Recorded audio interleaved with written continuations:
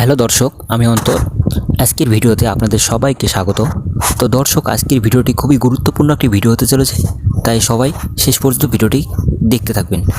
তো ভিডিওতে দেখতে পাচ্ছেন কিছু গাপ্পি মাছ, এদের নাম হচ্ছে ডাম্বু মোজাইক গাপ্পি।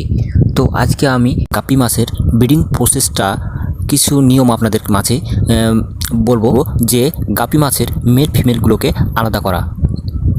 তারপরে হচ্ছে এদের এক সপ্তাহের মতো লাইভ ফুড খাওয়াবেন, দেন এদেরকে ব্রিডিংয়ে দিবেন, তাহলে আপনাদের রেজাল্টটাও আসবে ভালো।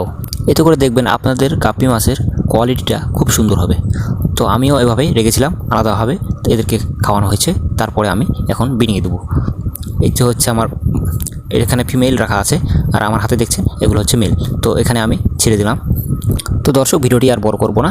তো আপনারাও এইভাবে চেষ্টা করবেন, তাহলে আপনার মাছের কোয়ালিটিগুলো খুব সুন্দর হবে। দর্শক, ভিডিওটি যদি আপনাদের উপকৃত মনে হয় তাহলে অবশ্যই ভিডিওতে একটি লাইক করে দেবেন, এবং আমার চ্যানেলটিকে যারা এখন সাবস্ক্রাইব করেনি তারা অবশ্যই চ্যানেলটি সাবস্ক্রাইব করে দেবেন।